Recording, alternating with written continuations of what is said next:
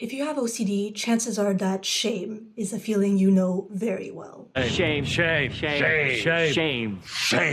Hi, my name is Anna, and if you've seen any of my previous videos, you know the drill by now. This is a channel where I make videos about OCD, or obsessive-compulsive disorder, and all kinds of OCD-related topics. And today I wanted to talk about the shame and guilt that often come with having OCD. If you peruse a lot of resources about OCD, you'll find that shame is often mentioned as a frequent side effect of the disorder. In fact, shame is what can prompt some people to not talk about it and not share their symptoms with anyone else. As a result, they may never realize that they're suffering from a severe but also very treatable mental disorder. And that's why I wanted to make a video about this, because if shame encourages people to keep quiet about their suffering, then the opposite of that would be to talk about it. So welcome to the channel where I talk about the most embarrassing and traumatic experiences of my life, so you don't have to. Little disclaimer, this video will focus more on the subtype of OCD that generates violent, intrusive thoughts and obsessions. The reason for that is just that, it's the first type of OCD that I encountered back when I didn't know what OCD was, and I think it's probably the one that's caused the most shame and guilt and overall emotional distress, all that fun stuff. First things first, let's clarify the difference between shame and guilt. I often hear the two being used interchangeably, and it's true that they're very close to each other on the spectrum of shitty human emotions, because they basically tell us the same message about ourselves, which is something along the lines of, "It's me, hi, I'm the problem, it's me." Simply put, guilt is about what you do, whereas shame is about what you are. So, for example, someone who's guilty of committing a crime might get sentenced to jail for what they did. Shame runs a little bit deeper than that. It has a more existential quality to it. For instance, that same person who went to jail might do their time, get out of prison, and still get shamed by the general public for being an ex-con, aka a bad person.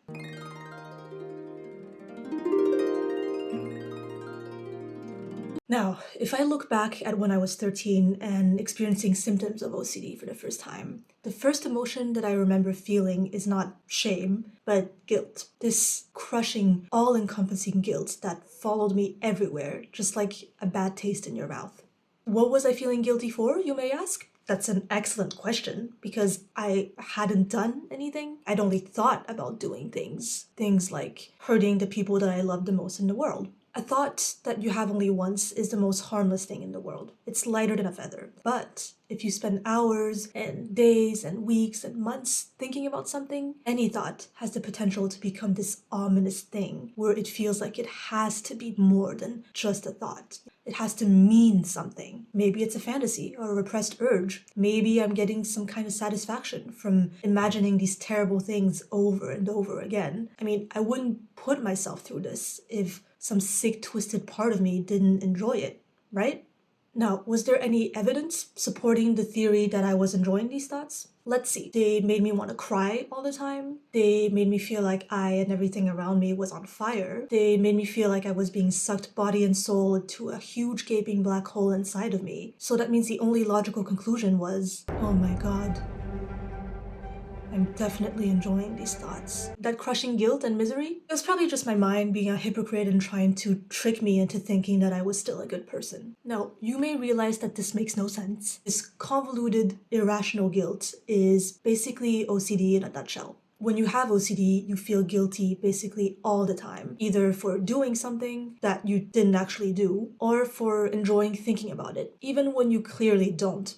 The more time I put into these thoughts, the deeper I sank into this dreadful, introspective, existential doom spiral that got me questioning everything I thought I knew about myself and how the world works and who I was as a person. And to me, this is when guilt started turning into shame. So in other words, where I did something bad, or more accurately, I thought about doing something bad, became I am bad. I'm the problem, it's me.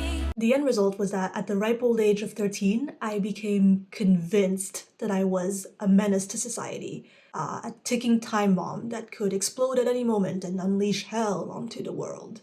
And it's hard to explain now, but at the time it felt so real. Kind of like I had accessed some secret forbidden knowledge accidentally after taking a few too many wrong turns in my brain. And OCD thought loops are very good at this. They're very good at making you feel like you're in the middle of solving some kind of highly complex puzzle or riddle, and that you just need to stay a little longer inside the thought loop to find the truth.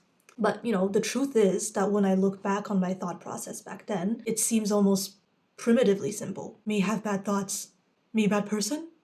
I wouldn't find out about this for years, but in psychology, this kind of thinking is referred to as thought-action fusion. As you may guess from the name, this refers to the tendency of fusing your thoughts and your actions together. There are different types of thought-action fusion. There's one that involves thinking that the more you think about something, the more likely it is that it's actually going to happen. And there's also one type that involves believing that thinking about something is the moral equivalent of actually doing the thing you're thinking about. And thought-action fusion is not exclusive to OCD. It pops up in other mental illnesses too, but it does play a key role in OCD as a disorder. And I think I could even go as far as to say that thought-action fusion is the main mechanism behind this disorder. All mental illnesses will affect your thoughts, your emotions, and your actions, because the three of them are linked. But for OCD, thoughts are really the first place where it's going to attack. And then by spreading from your thoughts, that's how OCD gains control over your emotions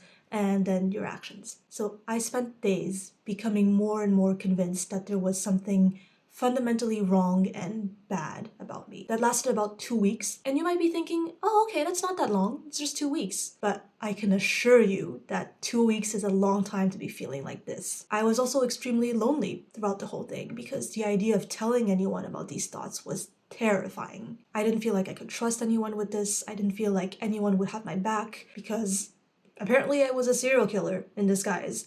And who in their right mind would support that kind of person, right? I felt like if I told someone, I wouldn't have a friend in the world left. And maybe I'd even get arrested for having these thoughts. And somehow OCD managed to turn that thought into extra proof that I was a bad person. Like, oh, you don't want to tell anyone about this because you're afraid that everyone will hate you and you'll get thrown in jail? So this is really completely about self-interest to you, isn't it? You don't care about the people you might hurt because you're a bad person. At my lowest point, I remember waking up in the morning and looking at my bedroom ceiling and imagining it inching downwards, closer and closer towards me, until my whole body was pressed flat as a pancake and I could barely move a finger. And I thought, wow, wouldn't that be nice? At least then I wouldn't be able to do any harm even if I genuinely wanted to. It felt really nice to know that I'd have that certainty of I'm not going to hurt anyone. I'm not going to do something terrible. And some days having this little fantasy was the only thing that got me out of bed. This all lasted until I somehow, very luckily, stumbled onto some educational resources about OCD. I certainly wasn't looking for them. It never entered my mind that OCD could be the problem behind all of this, because for me, as for many people still today, OCD was the cleaning disorder. So that means the only reason that hellish time in my life came to an end was pure dumb luck. Even today, that thought doesn't sit very well. I'm not saying that this is the worst thing that can happen to someone, but it does seem like no 13-year-old should have to go through something like this without knowing when or if it'll ever end. No one of any age, really. No one deserves to experience this confusing, isolating, and just also very weird type of pain. I know I like to make jokes in these videos, but the truth is it took me years of hard work and therapy and literal drugs too, to get to this point where I can laugh about this. If I can be 100% honest for a second, it makes me really angry and sad and frustrated to know that at this moment, there could be millions of people who feel the same way that I felt back then, who are wondering what the hell is wrong with them, and wondering if it's even okay for them to be alive and in society around other people. So if any one of you is watching this right now, here's what I wish someone had told me back then. This does not make you a bad person. You are not morally responsible for thoughts that are triggered by a mental illness that's completely outside your control. No jury on earth, or anywhere else for that matter, in my opinion, can condemn you for having thoughts that just pop up in your brain and come and go like fish swimming in a pond. And yes, trust me, I know that there can be some very nasty fish in there, but they're not who you are. You can only be held morally responsible for the things that you have control over, which are your actions. And those are the things that tell both yourself and the world what kind of person you choose to be, not your intrusive thoughts. I know you might feel really weak and small right now, but I promise you that one day, this shame, this guilt, this huge voice telling you that you're the worst person in the world, you'll be looking at it in the rearview mirror. They might never get completely out of your line of sight, but you can get miles ahead of them. Down the line, you might even be able to laugh at the things that make you want to scream and cry right now. I'm sorry I can't just snap my fingers and get you there right now. I can't snap my fingers, by the way. There's no sound. Zero sound. I know that when I feel really bad, I find strength in that idea, and I hope that you can too. Shame breeds silence around the things that hurt us, and that's why I choose to promote expression instead. Communicating, talking together, laughing together about the silly parts of mental illness, and realizing that yes, there are silly parts of it, and it's not just straight up terrifying all the time. So whatever terrible thing we experience, if we can talk about it, and if we can find a way to laugh about it,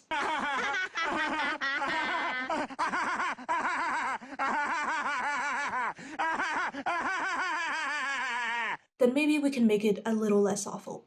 I realized this video might be a bit more personal and emotional compared to the other ones, but it was very important for me to put this message out there. Having a mental illness sucks. It's not fun, but I do feel like in my experience, in my own journey with it, I got luckier than a lot of people. So it feels like from this place of privilege, I should try to put my very limited knowledge out there and hope that it can help even just one other person. In any case, I want to say a big thank you to everyone who's been watching these videos. It means a lot to me, it really does. And stick around next week, because that's when I'll be talking about getting diagnosed with OCD and what that process was like for me. In the meantime, take care of yourselves, and I'll see you soon.